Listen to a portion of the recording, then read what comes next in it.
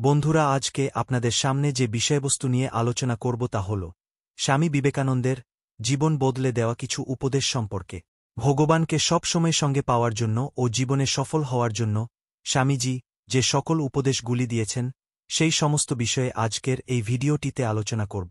বন্ধুরা, যখন আমরা কোনো সমস্যার সম্মুখীন হই তখন আমরা ভগবানকে ডাকি এই সমস্যা থেকে মুক্তি পাবার জন্য। অনেক সময় আমাদের ডাকে তিনি সাড়া দেন, অনেক সময় সাড়া দেয় না। জীবনে কিভাবে চললে ভগবানের সাহায্য পাওয়া যায় এবং সকল সমস্যার সমাধান হয় সেসব আমরা স্বামীজির দেওয়া এই উপদেশগুলির মাধ্যমে জানতে পারব। বন্ধুরা, ভগবান সকলেরই সমস্যার সমাধান করে, কিন্তু কারো আগে কারো বা পরে।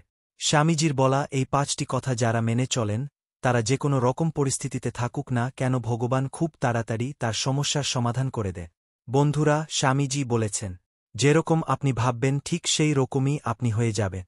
যদি আপনি নিজেকে দুর্বল হিসেবে মনে করেন তাহলে আপনি দুর্বল হয়ে যাবেন, আর আপনি যদি নিজেকে শক্তিশালী হিসেবে গণ্য করেন তাহলে আপনি শক্তিশালীতে পরিণত হবেন।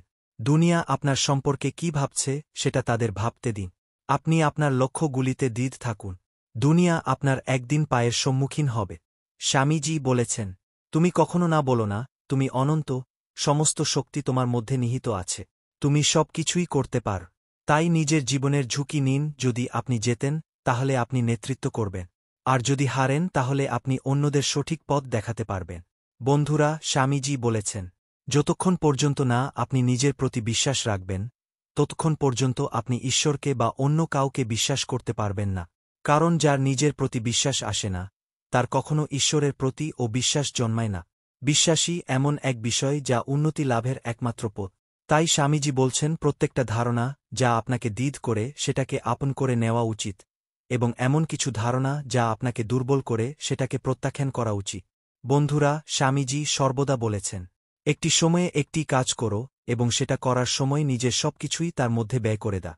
কারণ মনের শক্তি সূর্যের কিরণ এর মত, যখন এটি এক জায়গায় কেন্দ্রীভূত হয় তখনই এটি চকচক করে ওঠে।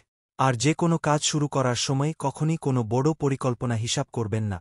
ধীরে ধীরে আগে শুরু করুন, আপনার ভূমি নির্মাণ করুন, তারপর ধীরে ধীরে এটিকে প্রসার করুন। স্বামীজি সর্বদাই বলতেন, নিজেকে দুর্বল ভাবা জগতের সবথেকে বড় পাপ। তাই ওঠো, জাগো এবং ততক্ষণ পর্যন্ত থেমো না যতক্ষণ পর্যন্ত না তুমি সফল হচ্ছ। যারা চেষ্টা করে ঈশ্বর তাদেরকেই সাহায্য করে। তাই সর্বপ্রথম প্রয়োজন আত্মবিশ্বাস। আত্মবিশ্বাসের বলে সকল কিছুই সম্ভব হবে। তাই নিজেকে সর্বদা বলো, আমি পারবই। বন্ধুরা, গল্পটা ভালো লাগলে লাইক, কমেন্ট, শেয়ার ও চ্যানেলটাকে সাবস্ক্রাইব করে দিও, তাহলে আমি যখনই কোনো নতুন ভিডিও আপলোড করব সবার আগে নোটিফিকেশন পেয়ে যাবে। এবং সবাই ভালো থাকবেন। ধন্যবাদ।